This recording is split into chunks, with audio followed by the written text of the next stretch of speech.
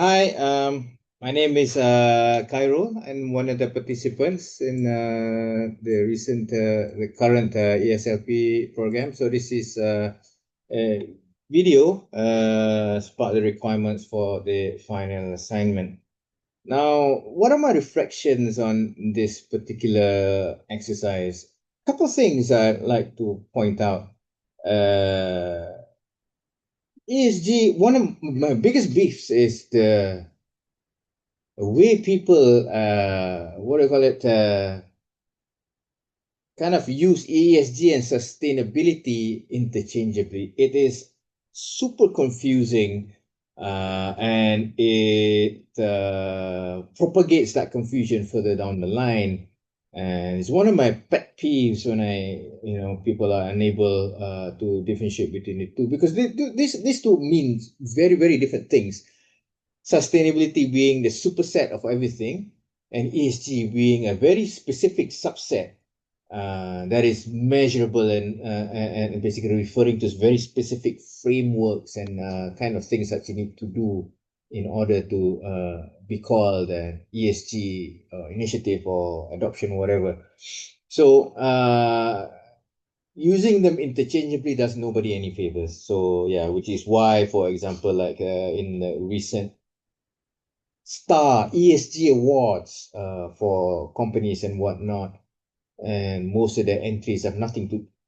They have CSR in place. These are not CSG. They're sustainability. You know what I mean? So it just doesn't do anybody any favors. So that's one of the things that's basically still floating around out there.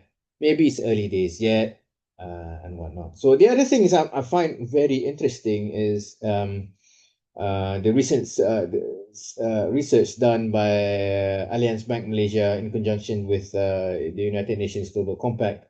And they were saying that particularly among SMEs, they make no distinction whether it's a manufacturing or service industry or whatever.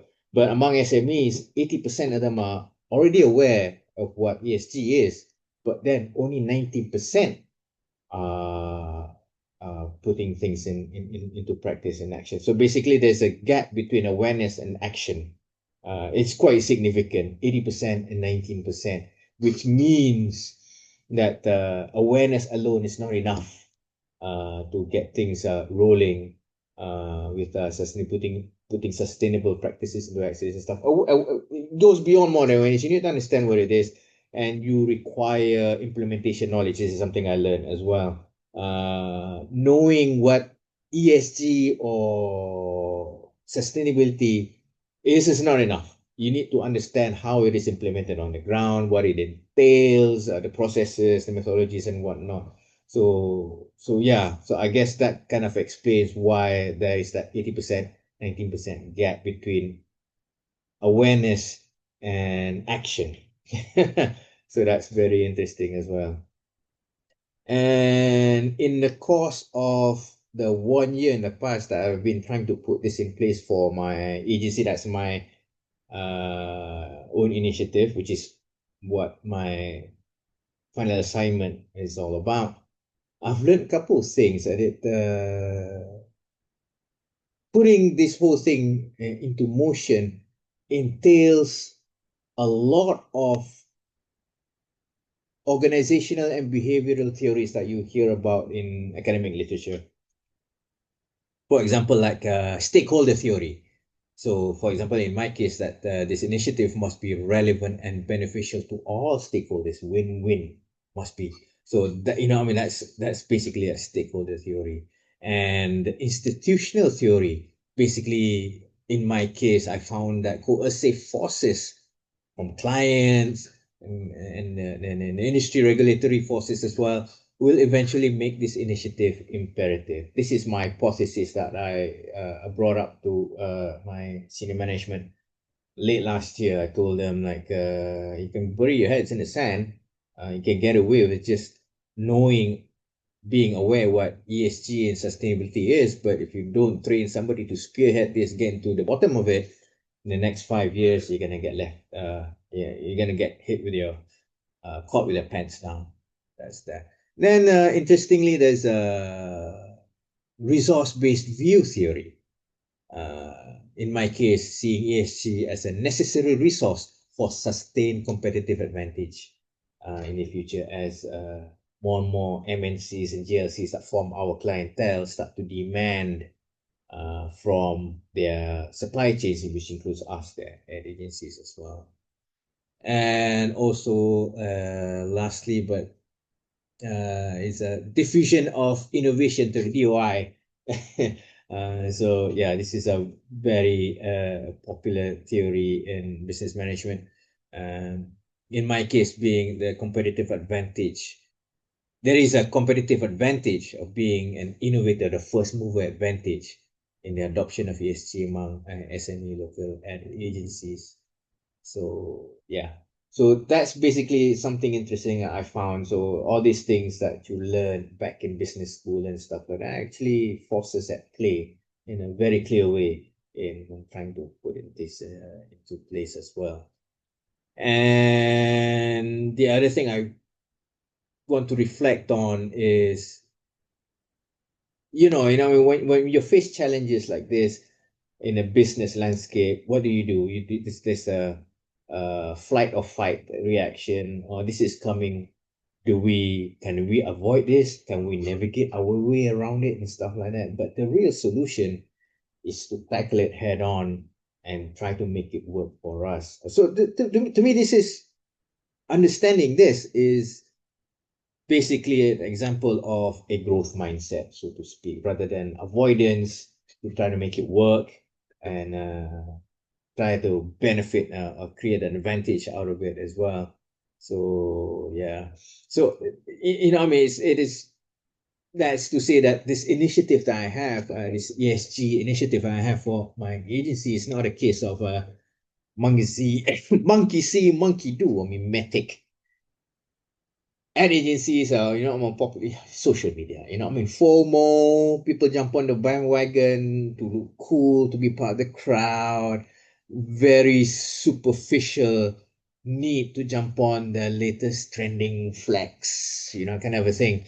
But the way I've approached this clearly indicates that this is rooted in the strategic challenges and opportunities that lie in the shifting sands of today's advertising business. Things are changing more than ever. And the thing is not about change, it's the rate at which change is happening. It's getting faster and faster.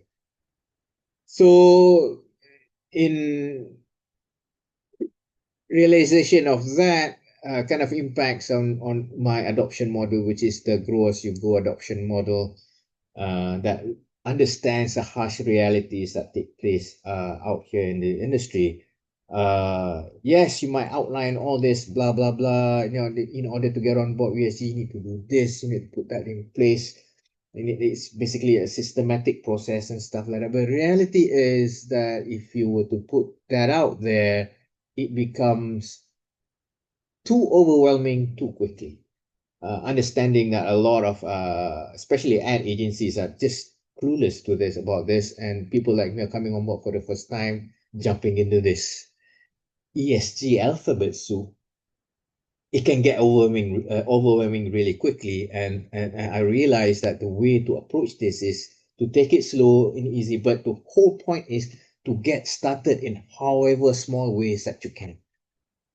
The focus is on the momentum. You build that momentum slowly and you increase it as you gain capacity and understanding on how to do it and stuff like that. The whole point is to get started, to initiate that momentum rather than waiting to get all your ducks in a row before you do anything. If you do that, then we'll get on board. I mean, it's a lot of water under the bridge before you realize that you're finally ready. If you were to depend on yourself being ready, you'll never be ready. This thing, if you notice, looking at even the way the guardians of ESG are handling it, there's an adage that says they're building the airplane as they're flying it, and this can be seen in the way that for example, GRI Section 4 is being released now after Section 1 and 2. They're building it as they're flying it. I mean, so it's and a lot of frameworks that are being uh, coming out, and they're being collapsed, being simplified and stuff like that. So there's a lot of things happening. So if you wait for the everything to settle down before you start, then you'll never get on board. So the whole thing about my grow as you go model is start first. Look at the low hanging fruits first. Look at the things that are low cost, low effort, whatever, just to get you on board, get the ball rolling, and then you work from there. And rather than, like I said, like waiting around to get your ducks in a row before you actually do anything, in which case you'll never do anything. So that's that. And as a I treat this as a kind of a parting gift. 52, I intend to retire at 54. So I see this as my last strategic contribution before I retire from this industry. So something I would like to leave behind, my way of giving back to the industry before I call it quits, hang my hat, and get out, do something else. That said, also part of my reflection is that this is not wasted even after I leave, because I intend to get into oil palm smallholdership after this. I've got a couple acres of land up north that I intend to convert into an oil palm plantation, and sustainability is still relevant, especially in palm oil, where if you look at the standards in place, MSPO, RSPO, they're all sustainability standards. All their, what do you call it, the agricultural practices and whatnot, stuff like that, based on sustainability as well. And same with ESG, these standards are evolving.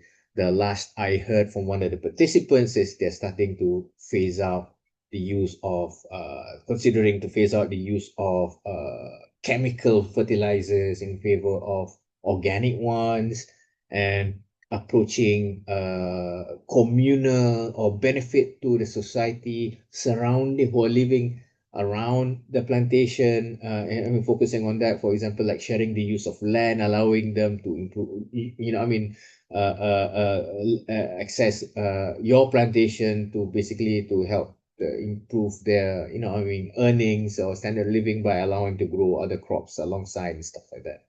So these are sustainability, and it's evolving. I don't think it'll ever stop. So yeah, as the world moves on, the plane continues to be built as the captains of the industry are flying it.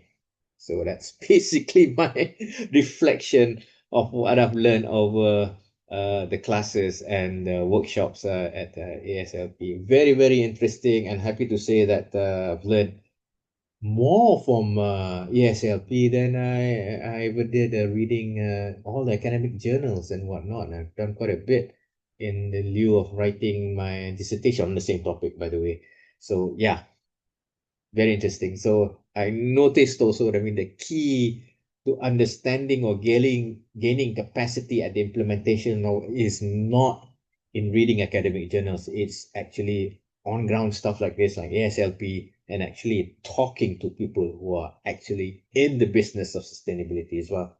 So yeah, you see how everybody approaches the whole thing different ways, and you start to devise your own.